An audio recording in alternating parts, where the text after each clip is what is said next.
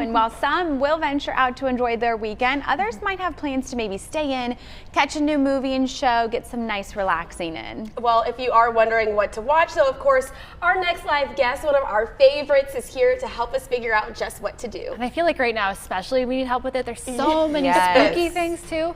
Dale Pollak is back with us this weekend with the latest movie and show reviews. Good morning, Dale. All right, so tell us about your first review. What did you think? My first review is Black Adam, and there's been a lot of talk about this film. It's Dwayne Johnson's superhero movie. I got to tell you, it didn't take off for me.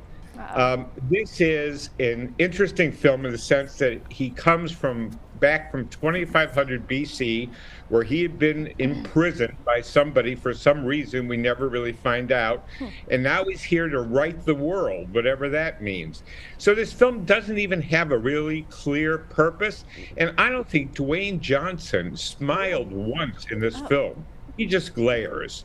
And it's got Aldous Hodge, who does good as Hawkman, Pierce Brosnan, who is notable mostly for his good hair. And, you know, this is the DC universe versus the Marvel universe. And frankly, Marvel is killing them. So this film just didn't have much to appeal to me. And it does have an interesting teaser at the end, which indicates Superman is coming back. And I'm just not enthusiastic about that. I'm not the biggest superhero movie fan, but this film really just kind of lies there. So a 2 popcorn rating we see, Dale. Popcorn. Yeah, I wish it was stronger, but it's not. Well, I'd have to agree with you, Dale, on the Marvel versus DC comment. So, I mean, I guess we'll just wait around for the next Marvel movie to come out. Right. But in the meantime, it won't be long. It won't be long. They've got them coming out on a regular schedule. Absolutely, and I know you'll have those updates for us then. But in the meantime, so I actually watched this fully already, and you also watched it as well. And this is on my list, so I'm excited. And it's on Jacqueline's list, The Watcher, of course, that we're talking about on Netflix. I feel like it's been all over social media. It's the #1 trending show. Can you sort of tell us about what you thought? I was intrigued. Yeah, I think it's trending because it's so interesting. You never know who the villain is. It switches so often. You're suspecting one character, proves not to be that character, so you move on to the next one. It's like a game of whack-a-mole, and the mole keeps popping up where you don't expect it. And this is a Ryan Murphy series. He made a huge deal with Netflix for hundreds of millions of dollars. And, you know, he created American Horror Story. He's good at this, and you can see why he's good at this. It's very effective in switching up our suspicions as to who the villain is. It's got Naomi Watts, Bobby Cannavale, 2 terrific actors. Mia Farrow, who we don't see very much anymore, and Margot Martindale are very strong in support. It's based on a true story, and by the ending, I'm not going to spoil it, but the ending is not conclusive, and that's done on purpose. So that may be a little frustrating for people who want to know the true ending, but I think based on this true story, there is no true ending. And so it's kind of open-ended, which again makes it an interesting series.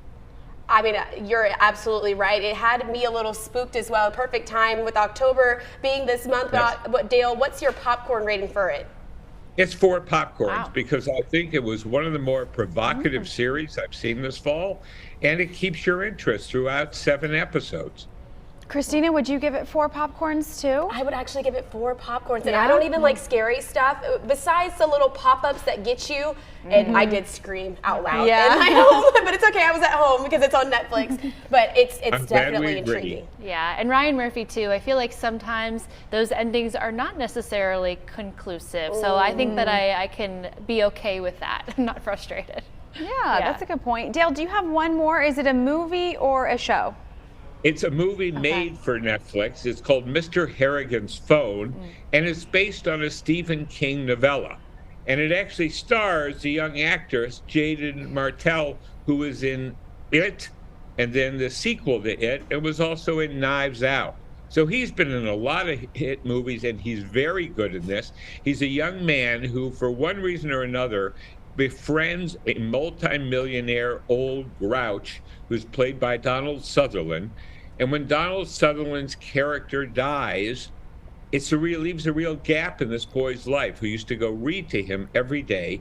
And so he slips a cell phone into the coffin. And you can imagine what's going to happen next. Oh. Those calls start coming in from the beyond. So this is not a serious, oh my God, scare you out of your wits horror film, but it is unsettling and it's very well done. And what's interesting is this is another Ryan Murphy show, but he does it with the producer Jason Blum from Blumhouse, who has really cornered the horror market. Every good horror film that comes out now seems to be coming from Jason Blum's production company. So this is an interesting collaboration. The film doesn't knock your socks off, but it's a very pleasant way to spend an evening, and it's an entertaining and, I say, enjoyable film to watch.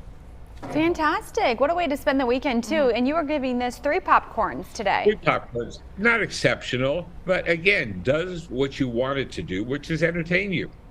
Nice. Well, I like that we have 2, 3, and 4. Great variety this morning for us, Dale. As always, it is so great to see you. And for folks at home, be sure to check out any of these recommendations. Dale always knows. And head to the website, Dale, your website, dalepollock.com.